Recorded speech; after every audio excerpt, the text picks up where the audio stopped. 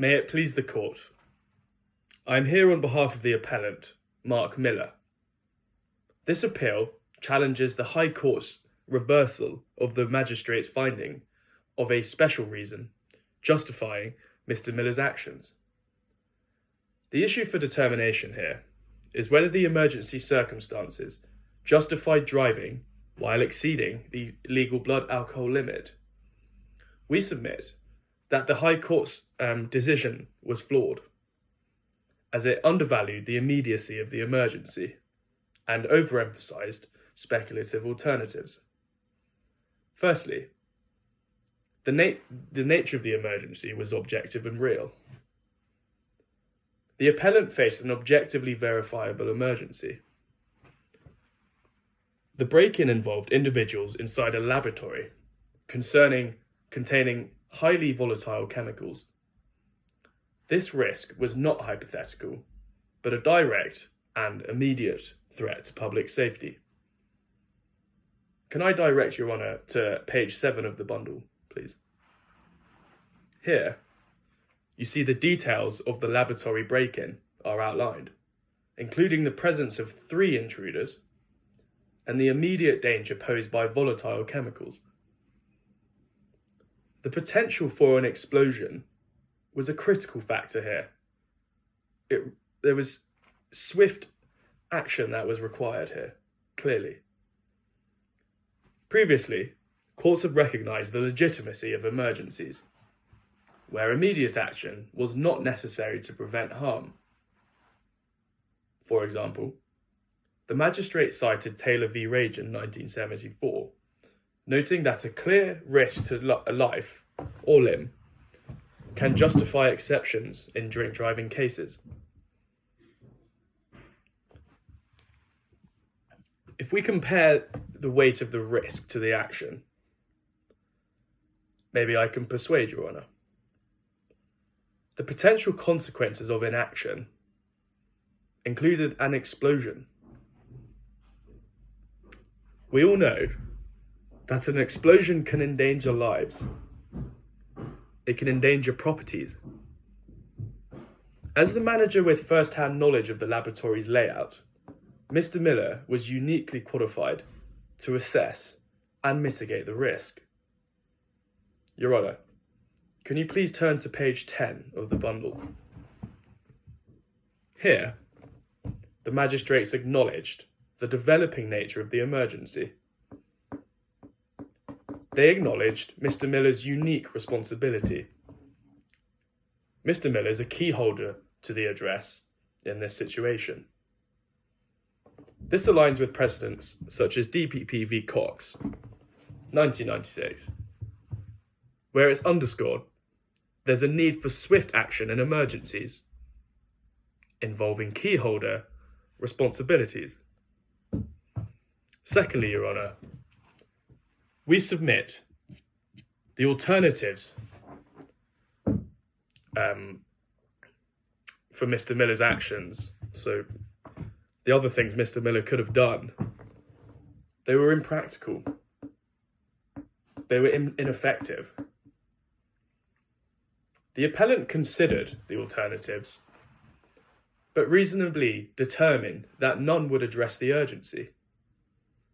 There is the option of contacting Miss Cheng, but while she also held keys, her location further from the laboratory would have introduced critical delays.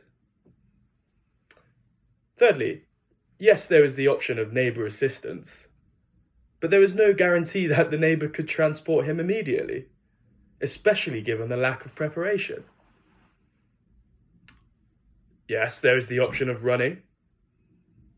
This would have covered the half-mile distance, but this would have taken longer and potentially left the appellant fatigued. This would have reduced his effectiveness in handling the situation.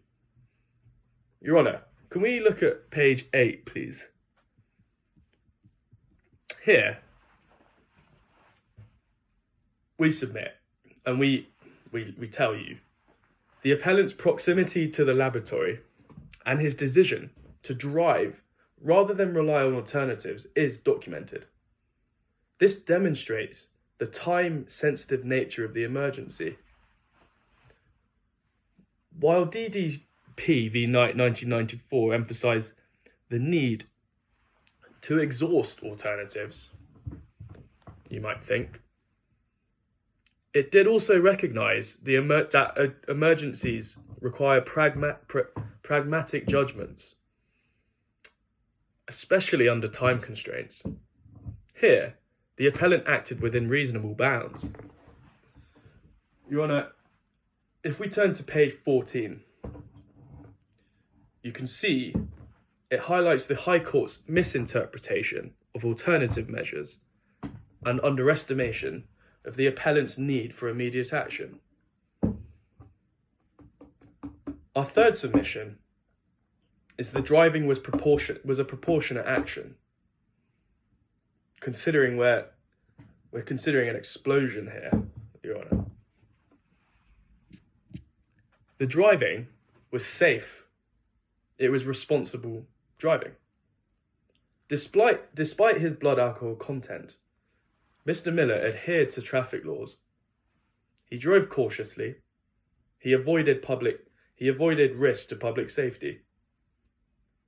This responsible conduct reflects the principle set in Evans v. Bray, 1977, where mitigating driving behaviour factored into judicial discretion.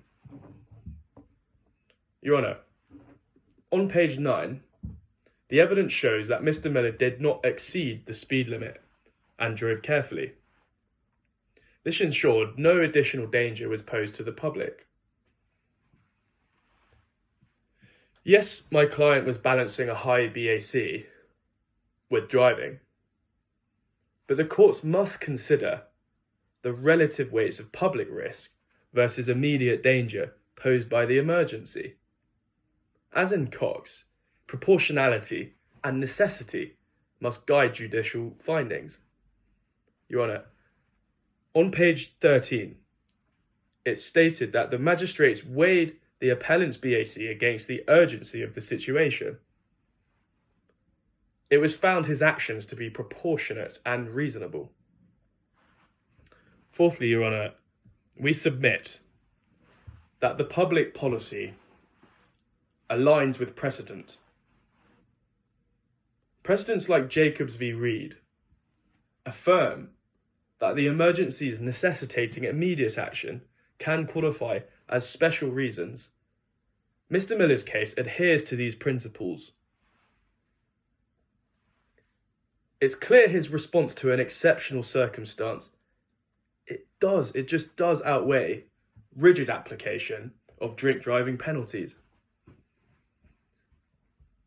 Your Honour, can I direct you to page 12 of the bundle, please?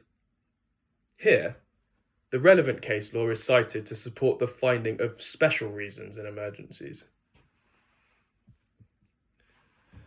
Penalising Mr. Miller for acting in good faith under an emergency could set a dangerous precedent. It could deter individuals from taking timely action in similar situations. Courts should support those who act responsibly to prevent broader public harm. Your Honour, could you please turn to page 11? Here, you see the potential policy implications of penalising emergency responses. It's discussed in detail. Lastly, Your Honour, we want to discuss the High Court's misapplication of legal standards. The High Court overemphasised speculative alternatives and underappreciated the practical limitations faced by Mr. Miller. This misapplied the balancing framework established in Taylor v. Rajan and Evans v. Bray. It stresses proportionality and necessity.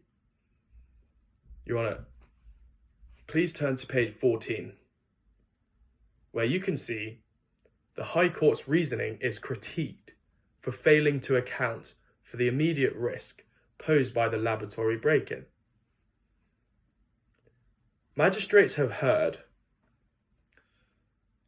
evidence firsthand, correctly concluding that Mr. Miller's actions met the criteria for a special reason. The High Court failed to give due weight to these findings, warranting a reversal of its decision. Your Honour, lastly, can you turn to page 10, please? The magistrate's reasoning for their decision is outlined here. It provides a detailed justification for finding a special reason. In light of the clear and immediate emergency, the impracticality of alternatives, and the proportionality of the appellant's actions, we respectfully request that this court restore the magistrate's finding of a special reason and overturn the High Court's decision. Unless I can assist further, Your Honour, these are my submissions.